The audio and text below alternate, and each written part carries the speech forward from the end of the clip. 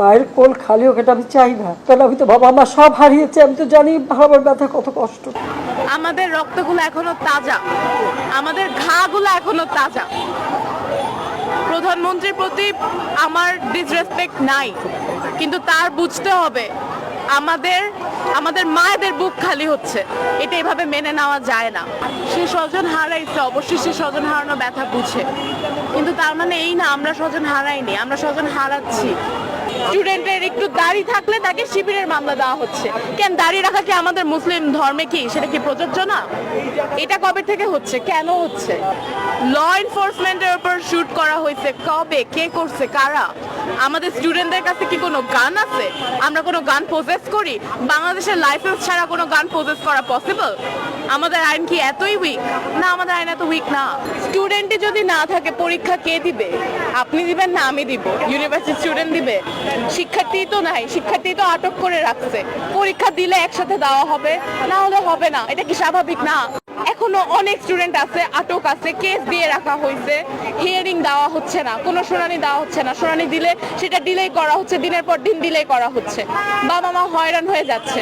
অনেক স্টুডেন্ট আছে যাদের বাবা মা ঢাকায় থাকে না, সেই স্টুডেন্টগুলো এখানে আটকা। কার বাবা মা কার সন্তানকে বাঁচাতে যাবে? নিজের সন্তান বাঁচাবে না আরেকজনের সন্তান বাঁচাবে? এই মানুষের জীবনগুলোর কি কোনো দাম নেই?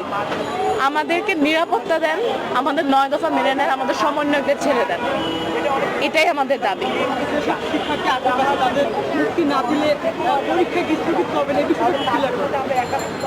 স্টুডেন্টই যদি না থাকে পরীক্ষা কে দিবে? আপনি দিবেন না আমি দিব? ইউনিভার্সিটি স্টুডেন্ট দিবে? শিক্ষার্থী তো নাই, শিক্ষার্থী তো আটক করে রাখছে। আপনার ভাই বোনদেরকে যদি আটক করে রাখতো আপনি ঠিক থাকতেন? আমাদের ভাই বোনই লাগে ওরা, প্রত্যেকটা এইচএসসি শিক্ষার্থীরা, তারা সবাই ব্যাচমেট বলেন, ফ্রেন্ডস বলেন, যাই বলেন, তাদের ভাইরা যদি পরীক্ষা না দিতে পারে, তারা এই পরীক্ষা দিয়ে সাফল্যতা পায় কি পাবে জীবনে? এই সাফল্যতার কোনো ভ্যালু নাই আমাদের কাছে। পরীক্ষা দিলে একসাথে দেওয়া হবে, না হলে হবে না। এটা কি স্বাভাবিক না? আপনি কি আরেকজনকে নিচে নামায় নিজে আগাতে চাবেন?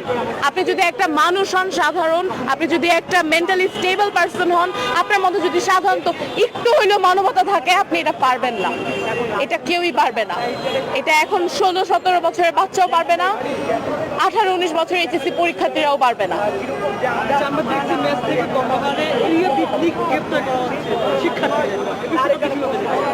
এই বিষয়টা এটা হচ্ছে, এটা এভিডেন্স আছে।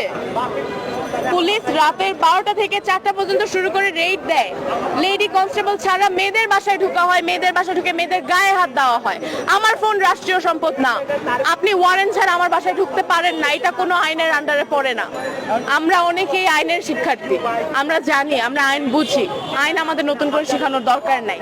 কোনো জায়গায় কোনোভাবে এটা মানা যায় না আপনি মধ্যরাতের মধ্যে কারোর বাসায় ঢুকে জাস্ট বিকজ সে একজন স্টুডেন্ট তাকে আপনি নিয়ে যাবেন, তার ফোন চেক করবেন, তাকে আপনি ধরে গ্রেফতার করে আটকায় রাখবেন, তাকে হেনস্থা করবেন।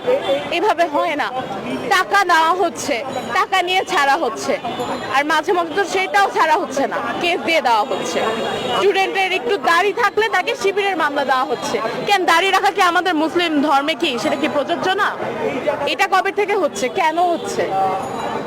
কার কাছে প্রোটেকশন যাব? পুলিশ আমাদের মারতেছে, পুলিশের কাছে প্রোটেকশন কিভাবে যাব আমরা?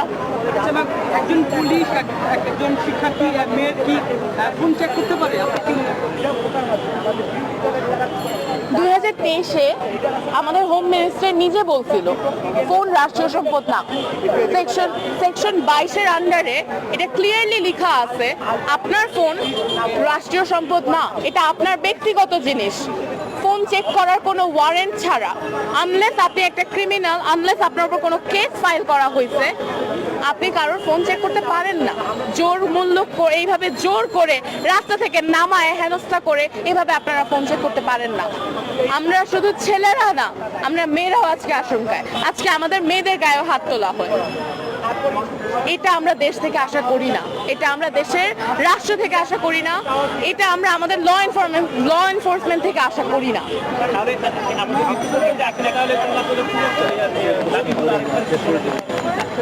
আমাদের 9 দফা আপনারা সবাই জানেন, এটা আমরা পুরোপুরিভাবে প্রকাশ করা হচ্ছে। আমরা আমাদের 9 দফা চাই সরকার মেনে নেয়। আমরা চাই সমন্বয়কদের ছেড়ে দেওয়া হোক যত দ্রুত সম্ভব, কারণ আমরা প্রোটেস্ট অলরেডি উইথড্র করছি। আর আমরা চাই ইনস্টিটিউশন এইচএসসি, এটা আমাদের 9 দফার মধ্যে একটা দাবি, আমাদের ইনস্টিটিউশনগুলো খুলে দেওয়া হোক। আমাদের সবার পড়াশোনা আটকায় আছে, মোস্ট ইম্পর্টেন্টলি এইচএসসি শিক্ষার্থীদের ফিউচার আটকায় আছে। এইচএসসি কতটা ইম্পর্টেন্ট আপনারা সবাই জানেন। এখন বর্তমানে ক্যাম্পাসগুলোতে আপনারা স্টুডেন্ট নাই, পুলিশ আছে, এই ব্যাপারে কি একটু বলেন? ক্যাম্পাসগুলোতে যে পুলিশ ঘেরাও করে রাখছে কেন? ঢাকা ঢাবি হল থেকে যে আমাদের স্টুডেন্ট বের হল আমাদের, আচ্ছা আমি না হয় পাবলিক ইউনিভার্সিটির না, কিন্তু হল কি আমাদের দ্বিতীয় বাসস্থান না? এটা তো আমাদের দ্বিতীয় বাসস্থান। যারা পাবলিক ইউনিভার্সিটিতে পড়ে তাদের বেশিরভাগ বাবা মা দেশে থাকে না, তাদেরকে যে রাতে তাদেরকে বের করা হয়েছে জুলাইয়ের 17 অথবা 16 তারিখে, তাদেরকে যখন বের করা হয়েছে তারা কোথায় গেছে, কিভাবে গেছে, কেন তাদের কিভাবে হেনস্থা করা হয়েছিল, এত অবিচার কেন হইল? আমরা শুধু এই বিচার চাই। আপু, আমরা দেখেছি যে 1971 সালের পরে একটা বড় গণহত্যা আমরা দেখলাম। এই ক্ষেত্রে মাননীয় প্রধানমন্ত্রী গতকালকে শোক দিবস ঘোষণা করেছিলেন এবং উনি বলেছেন, এর আগেও আমরা শুনেছি যে স্বজন হারানোর ব্যথা আমার চেয়ে বেশি কেউ ভালো বোঝে না। কি বলবেন? সে স্বজন হারাইছে, অবশ্যই সে স্বজন হারানো ব্যথা বুঝে, কিন্তু তার মানে এই না আমরা স্বজন হারাইনি, আমরা স্বজন হারাচ্ছি। আমাদের রক্তগুলো এখনো তাজা, আমাদের ঘাগুলো এখনো তাজা। প্রধানমন্ত্রীর প্রতি আমার ডিসরেসপেক্ট নাই, কিন্তু তার বুঝতে হবে আমাদের মায়েদের বুক খালি হচ্ছে, এটা এভাবে মেনে নেওয়া যায় না। ল এনফোর্সমেন্টের উপর শুট করা হয়েছে, কবে, কে করছে, কারা? আমাদের স্টুডেন্টদের কাছে কি কোনো গান আছে?